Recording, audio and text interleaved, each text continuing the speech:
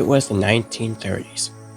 It was the throes of the Great Depression, and people were in desperate need of cheap entertainment, especially in Utah, one of the states hit hardest, fourth highest unemployment in the nation, and full of transient people looking for work in Salt Lake, finding none, and ultimately moving on to find their fortunes out in California. People were tired and they were hungry. But as they traveled, there was one thing that could lift their spirits: a simple roadside attraction called Fredbear's Singing Show. The ads were plastered all over town, featuring an animated bear drawn in the popular pie-eyed cartoon style for the characters at the time.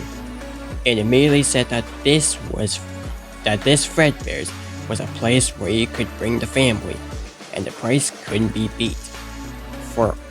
For 50 cents, you could get food and entertainment as you watch the local, trained, real-life dancing bear perform on stage. Watching that bear do tricks on stage brought a glimmer of joy at a time when so much was so wrong with the world. The simple show would go on for years, bringing happiness to hundreds of travelers passing through, looking for a meal. But it left a permanent impression on one little boy, capturing his imagination in a way that nothing else had. One little boy named Billy. That was his nickname at the time, but his parents liked to call him William Afton. The bear could dance, it could sing. For decades, William dreamed of recreating that moment of bringing a musical bear to life. William was smart, without a doubt, and he had a keen mind for business, but he wasn't the most creative. How do you make a singing, dancing bear come to life? Best he could do was using rudimentary costumes. Finally, in 1975, with a simple mascot suit, he would be able to realize his childhood dream. He would be able to bring Fredbears to life. To appeal to the kids, and for copyright reasons, he changed Fredbear from a realistic brown animal to a cartoonish yellow bear with a purple hat and bow tie.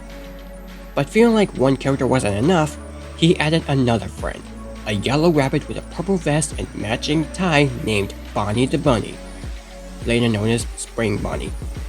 While Fredbear was certainly his first love, Bonnie was extra special because that was his.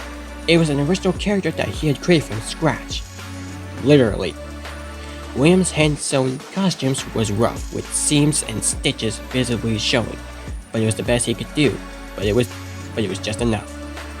Bonnie and Fredbear would perform on stage to small but enthusiastic crowds.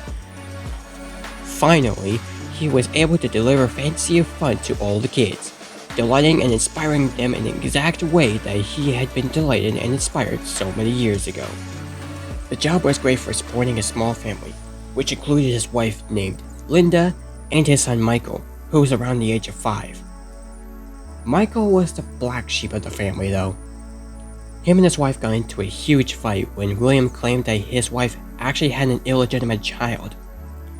It's very likely this is not the case at all, since later on Michael was confused to be his father, so their appearances must be similar.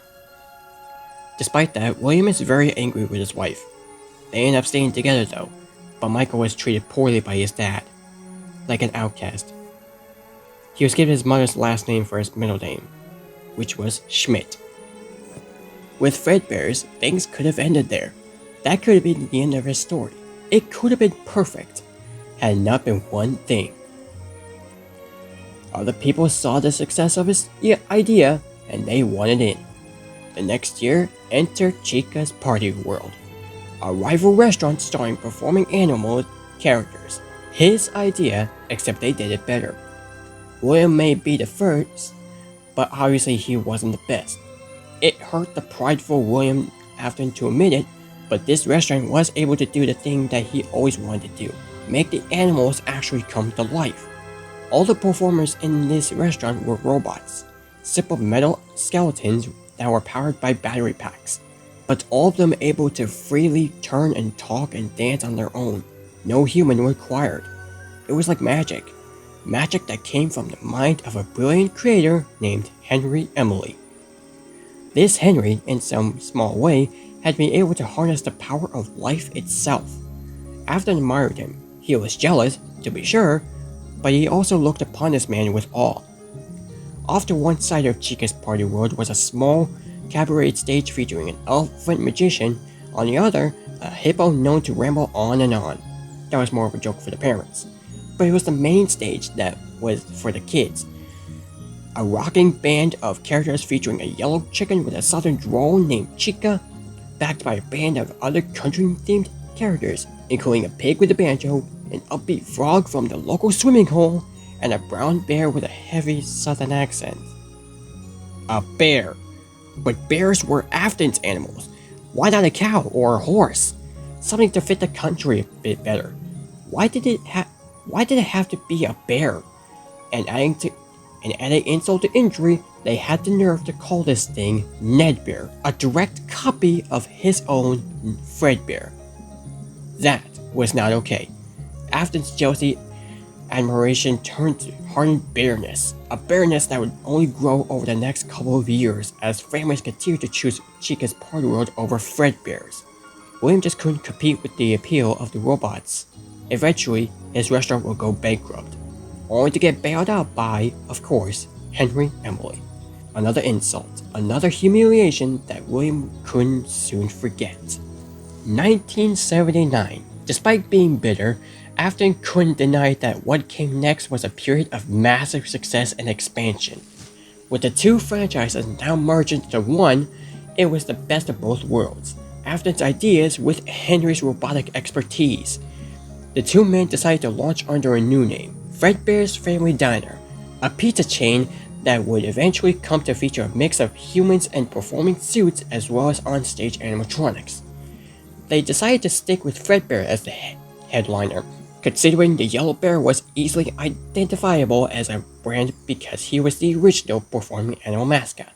Afton appreciated that. This new restaurant would also see a mix of characters as the two franchises merged into one, with Pigpatch and Happy Frog performing right alongside Fredbear and Bonnie. And as part of this one big Fredbear family, they even got themselves official merch that released, ranging from masks to magnets. That said, not all characters were winners. The reception to some characters was just mediocre, so they faded away into the dumpster, storage units, and retro budget tech stores of lost nostalgia.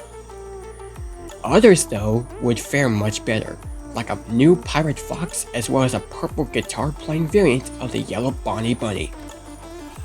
Ultimately, the franchise would get so big it would spawn its own cartoon show, Fredbear and Friends, the show that would run for years. Business was booming.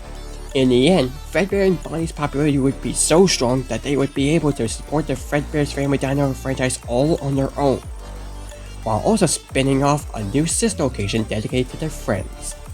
In 1980, Freddy Fazbear's Pizza launched, giving a dedicated home to all this new supporting cast of characters: Chica the Chicken, Bonnie the Purple Bunny, Foxy the Pirate, and of course, the headliner, a brown Freddy Fazbear. The company that once owned Fredbear's was now rebranded as Fazbear Entertainment. During the opening of this restaurant, Fazbear Entertainment hired another character, who would later be known as Phone Guy. He worked as a security guard, the job that would be relevant years later. Business was good, and Afton was happy, mostly. It did bother him that the one original character that he created, the one that he played himself, Spring Bonnie, got passed over for inclusion in that cartoon show. The only character in the roster of regulars to get ignored for the show, but other than that, things were going smoothly. Before all that, in 1977, his wife had two more children, a boy named Chris and a girl named Elizabeth. William loved his kids dearly and tried his best to protect them. They grew up going to Freddy's quite regularly and loved the characters there. Afton had a thriving business, and best of all, he was able to learn the craft of robotics from the man that he both loved and hated, Henry. Together, they were constantly pushing the limits of what these characters could do. Eventually, Henry would design one of his signature animatronics for that character, utilizing a divided mouth with either a hinged or sliding jaw design. This was the first generation of animatronics. But why stop there? Afton had big ideas. What if the animatronics weren't just locked to the stage but could freely roam the restaurant and interact with the kids? What if his mascot suits could become animatronics? What if you could use more than just rigid metallic skeleton? Why not experiment with tubes and wires that would give the animatronics fluidity and flexibility while still providing structure? The possibilities for this technology were endless. Afton fell in love with robotics. And thanks to Henry, he started his own engineering company, Afton Robotics LLC. And while William wouldn't admit it out loud, one other thing that kept pushing him forward was the desire to beat his former rival, to prove himself smarter and more capable, to surpass the man who everyone else considered to be a visionary genius. 1982. Business was booming, with 2 whole restaurant franchises running Fredbear's Family Diner and the newly opened Freddy Fazbear's Pizza. During that year, Fazbear Entertainment opened another sister location, known as BB's Air Adventure. 2 brand new characters were the main entertainment, Balloon Boy and JJ. They are much more humanoid than the other animatronics. Together, William and Henry had been able to take the hybrid suit idea and make it into a reality. They called their new invention the Springlock suit, and fittingly enough, it was symbolic of their partnership between these 2 men. A human suit that was designed by William that could become a freestanding Henry-style robot. But because it was still new tech with kinks to work out, the rollout was limited, restricted only to Fredbear's Family Diner location. But at one point, William took a step back and let Henry be in charge because he wants to spend a little more time with his family. That means having more time with his beloved young children to spend, as well as being a husband to his wife Linda. She appreciated this. One night, he started to look back at his family's history. He then found out that his great-grandfather, Killian Afton, was killed in 1892 when angry parents burned down his house, with him and his wife Nora burning inside. According to his file, he was killed due to some crimes, but claims to be innocent and never did any of it. Most theorize that he was framed by notorious criminals. Upon discovering this, William remembered hearing about horrific criminal events years ago. Then he had an idea. He now has ideas of new animatronics. For a couple of months, William had been working very hard at his more advanced robots that used faceplates. One was completed, Circus Baby. After her completion, Fazbear Entertainment agreed to let William Afton open up his own sister location. In September 1983, this sister location was called Circus Baby's Pizza World. The new animatronics there included Circus Baby, Ballora, Funtime Freddy, and Funtime Foxy. And possibly the clown entered when he had a body. These animatronics were extremely advanced, and the public was amazed by them. Even Henry himself was surprised by his partner's robots. There was an interview that William had about his new characters, focusing on Circus Baby, the star of the location.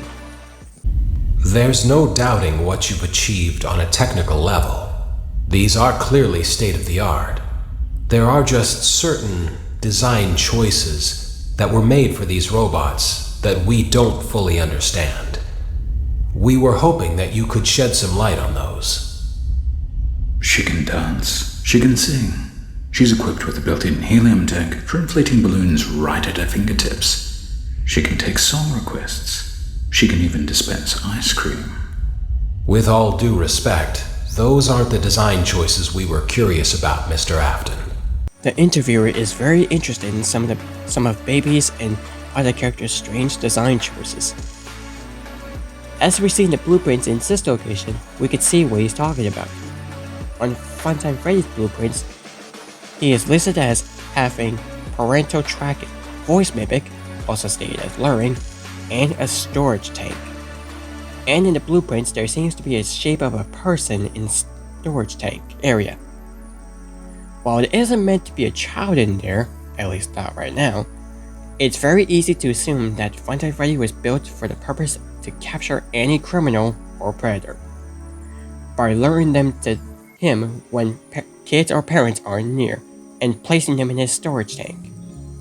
When they do end up in his empty tank, William will call the cops to arrest him. As for Baby, she works alongside Ballora as a team effort to do the same. Ballora's purpose is to deter and misdirect, as both the purpose of keeping most children distracted and trick any criminal and lure them to Freddy. While Baby has an internal ice cream dispenser, she also has a very menacing claw in her stomach. The purpose for that is if there was ever a very dangerous criminal or murderer, the claw will catch them and shove them in her stomach. Then they will have a slow death in there. A bit extreme, but it is only for necessary means. But then, everything went wrong.